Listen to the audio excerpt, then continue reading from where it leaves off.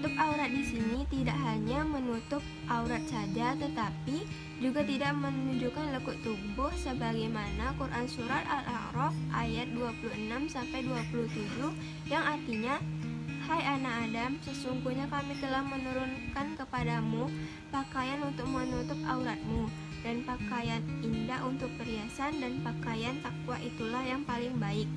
Yang demikian itu adalah sebagian dari tanda-tanda kekuasaan Allah. Mudah-mudahan mereka selalu ingat. Ada beberapa adab berpakaian dalam Islam yang cukup dasar dan sebenarnya sangat mudah dilakukan, yaitu yang pertama, menutup aurat. Hal ini merupakan salah satu prinsip pertama dan sangat dasar. Aurat sendiri memang berbeda antara laki-laki dan perempuan. Aurat laki-laki dari pusar hingga lutut, sedangkan aurat perempuan adalah pada seluruh anggota badan kecuali telapak tangan dan wajah. 2. Tidak menyerupai pakaian orang kafir.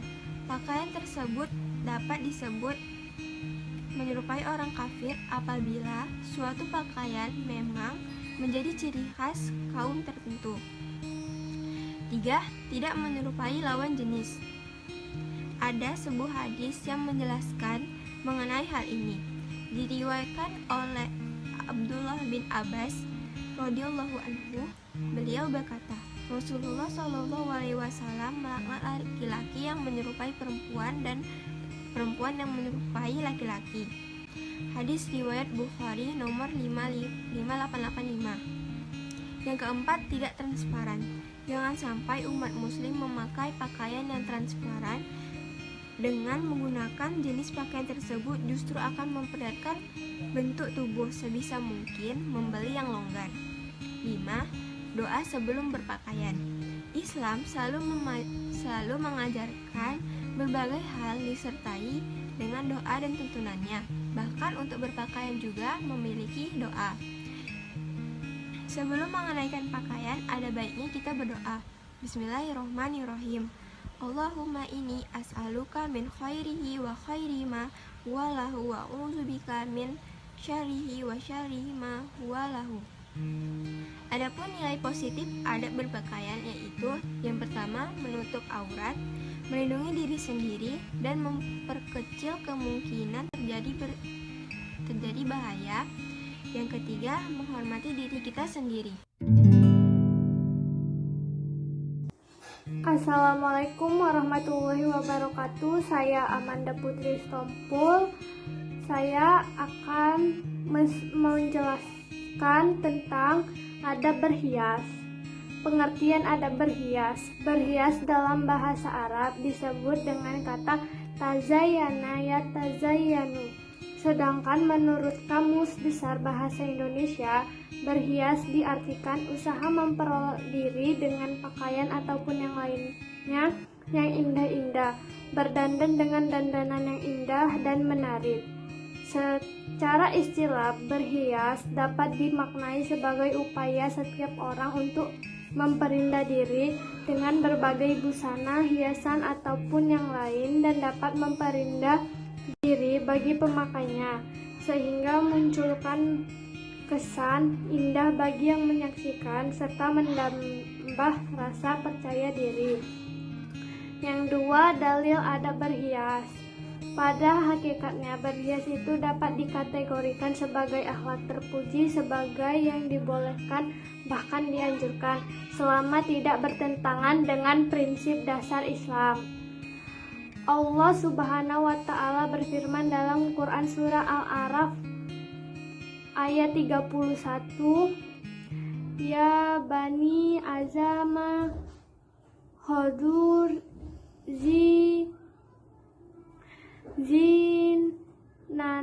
natakum inda kulli masjidin wa kulu wasrobu wala tusrifu innahu la yuhibbul musyrifin, yang artinya, hai anak Adam, pakailah pakaianmu yang indah setiap memasuki masjid.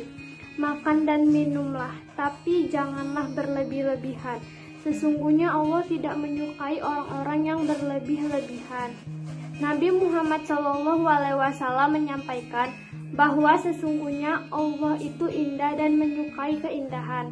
Untuk itu, sebagai umat muslim harus berusaha upaya dapat menjaga keindahan. Innallaha jamilu yuhibbul jamal. Sesungguhnya Allah Maha Indah dan mencintai keindahan. 3. Bentuk adab berhias. Berhias merupakan perbuatan yang diperintahkan ajaran Islam. Mengenakan pakaian merupakan salah satu bentuk berhias yang diperintahkan. Di antara fungsi pakaian adalah tidak sekedar untuk menutup aurat, tetapi juga busana yang memperolok pemakainya. Dalam ajaran Islam, perhiasan tidak sebatas pada penggunaan pakaian, tetapi mencakup keseluruhan piranti atau alat aksesoris yang lazim digunakan untuk mempercantik diri, mulai dari kalung, gelang, arloji, anting-anting, bros, dan lain-lain. Ada beberapa barang perhiasan yang dihalalkan untuk kaum perempuan, tetapi diharamkan untuk kaum laki-laki. Di antaranya adalah emas dan sutra asli. Nabi Muhammad SAW pernah melihat seseorang lelaki memakai cincin emas di tangannya. Kemudian oleh Nabi dicabut cincinnya itu dan dibuang ke tanah. Kemudian beliau bersabda, "Salah seorang di antara kamu ini sengaja mengambil bara api, kemudian ia letakkan di tangannya." Setelah Rasulullah pergi kepada si laki-laki, "Demi Allah, saya tidak mengambil cincin yang telah dibuang oleh Rasulullah." Rambu-rambu yang harus ditaati oleh seorang muslim dalam berhias antara lain: A. Niat yang lurus, yaitu berhias hanya untuk beribadah. Artinya segala bentuk kegiatan berhias diorientasikan sebagai bentuk nyata syukur atas nikmat dan bertujuan untuk mendekatkan diri kepada Allah. B. Dalam berhias tidak diperkenakan menggunakan bahan-bahan yang dilarang agama. C. Dilarang berhias dengan menggunakan simbol-simbol non-muslim. D. Tidak berlebih-lebihan. E. Berhias seperti cara berhiasnya orang-orang jahiliyah. F. Berhias menurut kelaziman dan kepatutan dengan memperhatikan jenis kelamin. G. Dilarang berhias untuk keperluan berfoya-foya ataupun ria. Al-Quran sudah menjelaskan tentang etika berhias sebagaimana ditegaskan dalam firman Allah Subhanahu wa Ta'ala berikut: wa qurna fi buyuti kunna wala tabarron rojan na tabarro jalzahiliyatil ula wa kimna sholata wa atina nazakata wa atinnallaha wa rasulullah innama yuridu Allahu liyudhiba ankumu rijsa ahlal baiti wa yutahhirakum tajhiron, yang artinya, dan hendaklah kamu tetap di rumahmu dan janganlah kamu berhias dan bertingkah laku seperti orang-orang jahiliyah dan dahulu, dan laksanakanlah sholat, tunaikanlah zakat, dan taatilah Allah dan Rasulnya. Sesungguhnya Allah bermaksud hendak menghilangkan dosa dari kamu, wahai ahlu bait, dan membersihkan kamu sebersih-bersihnya. Larangan Allah dalam ayat tersebut secara khusus ditujukan kepada wanita-wanita muslimah agar mereka tidak berpenampilan seperti orang-orang jahiliyah atau tabrajut al-jahiliyah, yaitu berhias dengan maksud untuk mengundang rangsangan birahi kepada lawan jenis yang bukan pasangannya. Assalamualaikum warahmatullahi wabarakatuh. Nama saya Anissa Ramadhani Delmunte dari kelas 11 IPA 3. Di sini saya akan menjelaskan mengenai adab perjalanan. Yang pertama, pengertian adab perjalanan. Dalam bahasa Arab ditemukan kata rihla atau safar yang memiliki pengertian hampir sama dengan perjalanan. Dalam Kamus Besar Bahasa Indonesia memberikan makna perjalanan sebagai perihal cara atau gerakan berjalan atau bepergian dari suatu tempat ke tempat lain dengan tujuan tertentu.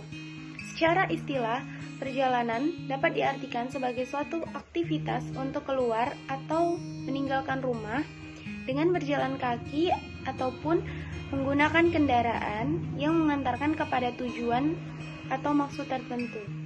Yang kedua, dalil adab perjalanan. Dalil pertama terdapat dalam surah Al-Mulk ayat 15 yang berbunyi Bismillahirrahmanirrahim. Huwallazi ja'ala lakumul ardu zalulan famshu fi manakibiha wa kulu mir rizqihi wa ilaihin nusyur. Artinya, Dialah yang menjadikan bumi untuk kamu yang mudah dijelajahi. Maka jelajahilah di segala penjurunya dan makanlah sebagian dari rezekinya, dan hanya kepadanya lah kamu kembali setelah dibangkitkan. Dalil kedua dari surah An-Naml ayat 69 yang berbunyi Bismillahirrahmanirrahim. Qul siru fil ardi fanzuru kaifa kana akibatul mujrimin. Artinya, katakanlah Muhammad, berjalanlah kamu di muka bumi lalu perhatikanlah bagaimana kesudahan orang-orang yang berdosa. Yang ketiga, bentuk adab perjalanan. Sebagai pedoman, Islam mengajarkan adab dalam melakukan perjalanan, yaitu yang pertama, pastikan perjalanan dilakukan dengan niat semata-mata karena Allah Subhanahu wa Ta'ala. Yang kedua, mengerjakan sholat sunnah 2 atau 4 rakaat sebelum melakukan perjalanan. Yang ketiga, ketika keluar rumah disunahkan membaca doa Bismillahirrahmanirrahim 'alallahi la haula wala quwata illa billah. Artinya, dengan nama Allah, aku bertawakal kepada Allah, tidak ada daya dan kekuatan kecuali kepada Allah. Yang keempat, menaiki kendaraan membaca bismillah dan ketika duduk membaca alhamdulillah. Yang kelima, ketika mulai memasuki kendaraan disunahkan membaca Subhanallazi sakhkhara lana hadza wa ma kunna lahu muqrinin wa inna ila rabbana lamunqalibun. Artinya, Maha suci Allah yang telah menundukkan semua ini bagi kami, padahal kami sebelumnya tidak mampu menguasainya, dan sesungguhnya kami akan kembali kepada Tuhan kami. Yang keenam, jika tiba di tempat tujuan disunahkan membaca Rabbi anzilni manzalan mubarakan wa anta khairun munzilin. Artinya, ya Allah, turunkanlah kami di tempat yang penuh berkah dan Engkau sebaik-baik pemberi tempat. Yang ketujuh, boleh menjamak sholat atau mengqashar dalam perjalanan pada 2 waktu, seperti sholat zuhur dengan asar, sholat maghrib dengan isya. Yang kedelapan, memilih pemimpin rombongan jika perjalanan dilakukan tidak sendirian. Yang kesembilan, gunakan waktu dalam perjalanan dengan berzikir. Jika tidak ada amalan dapat dilakukan, lebih baik tidur. Yang keempat, nilai positif adab perjalanan. Adab perjalanan memiliki beberapa hikmah. Yang pertama, safar dapat menghibur diri dari kesedihan. Yang kedua, safar menjadi sarana bagi seseorang untuk memperoleh tambahan pengalaman. Yang ketiga, safar dapat mengantarkan seseorang untuk memperoleh pengalaman dan ilmu pengetahuan. Yang keempat, dengan safar maka seseorang akan lebih banyak mengenal adab kesopanan yang berkembang pada suatu komunitas masyarakat. Yang kelima, perjalanan akan dapat menambah wawasan dan bahkan teman yang baik dan mulia. Demikian penjelasan adab perjalanan dari saya. Billahi taufiq wal hidayah. Wassalamualaikum warahmatullahi wabarakatuh. Adab bertamu. Bertamu merupakan salah satu cara untuk menjalin silaturahmi dan mempererat tali persaudaraan. Dalam Islam terdapat adab bertamu yang menjunjung tinggi sopan santun agar si penerima tamu tidak terganggu dengan tamunya. Nah, adab-adab bertamu yaitu yang pertama itu tidak mengintip. Sebagaimana hadis riwayat Bukhari, jika ada orang yang melihatmu di dalam rumah tanpa seizinmu, maka kau lempari batu atau kamu cungkil matanya, maka tidak ada dosa bagimu. Yang kedua yaitu mengetuk pintu dengan pelan-pelan. Yang ketiga, berusaha untuk tidak menghadap pintu ketika mengetuk pintu. Yang keempat, ucapkan salam tidak lebih dari 3 kali.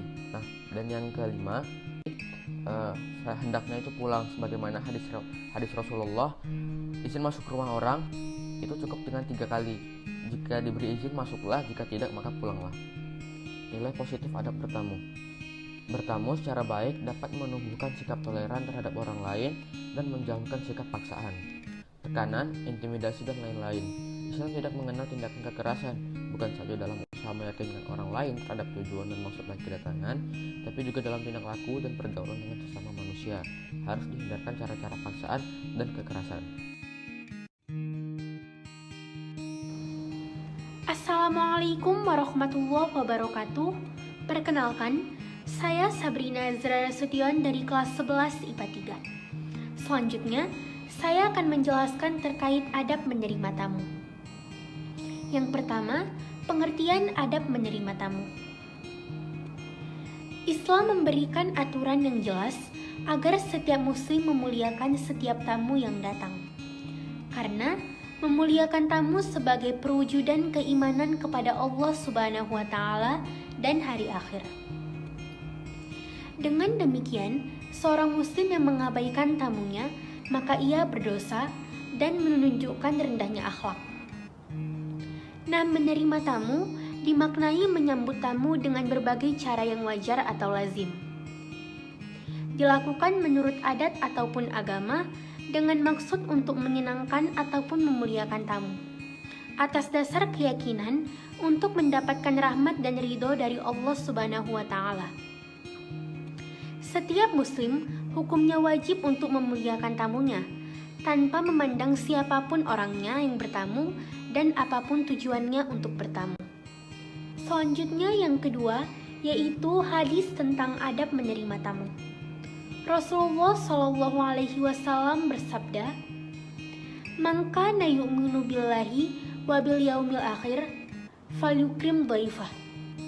Yang artinya, barang siapa yang beriman kepada Allah Subhanahu wa taala dan kepada hari akhir, maka hendaklah dia memuliakan tamunya. Hadis riwayat Bukhari. Kemudian yang ketiga, yaitu bentuk adab menerima tamu. Di antara cara untuk memuliakan tamu adalah dengan menyambut kedatangannya dengan muka yang manis dan tutur kata yang lemah lembut. Mempersilakannya duduk di tempat yang baik. Kalau perlu, sediakan ruangan khusus untuk menerima tamu yang selalu dijaga kerapian dan keasriannya. Nah, ringkasannya, apabila kedatangan tamu, maka hendaklah diperhatikan hal-hal berikut ini. Di antaranya yaitu, yang pertama, berpakaian yang sopan. Yang kedua, terimalah tamu dengan sopan santun dan ramah tamah. Yang ketiga, jawablah salam dengan ucapan waalaikumsalam bila ia memberi salam. Yang keempat, tunjukkan wajah yang berseri-seri tanpa membedakan siapa tamu yang datang. Yang kelima, wanita yang berada sendirian di rumah tidak dibenarkan untuk membawa laki-laki masuk atau menerima tamu laki-laki. Yang keenam, persilakan masuk dan duduk. Yang ketujuh, suguhilah hidangan dan minuman. Yang kedelapan, apabila tamu tersebut ingin bertemu dengan orang tua, maka segeralah beritahu kepada orang tua. Yang kesembilan, ajaklah bicara dengan penuh kehangatan dan keakraban. Yang kesepuluh, jawablah salam apabila tamu mengucapkan salam untuk pamit pulang. Selanjutnya yang keempat atau yang terakhir yaitu membiasakan adab menerima tamu. Agar dapat menyambut tamu dengan sukacita, maka tuan rumah harus memiliki pemikiran yang positif atau husnuzon terhadap tamu. Jangan sampai kehadiran tamu disertai dengan munculnya pemikiran yang negatif dari tuan rumah atau seuzon. Sebagai tuan rumah, maka kita harus sabar dalam menyambut setiap tamu yang datang apapun keadaannya. Pada kenyataannya, tamu yang datang tidak selalu sesuai dengan keinginan tuan rumah. Kadangkala, kehadiran tamu sering kali mengganggu aktivitas yang sedang diseriusi. Jangan sampai seorang tuan rumah menunjukkan sikap yang kasar ataupun mengusir tamunya. Sekian dari saya, lebih dan kurangnya saya mohon maaf. Saya akhiri, wassalamualaikum warahmatullahi wabarakatuh.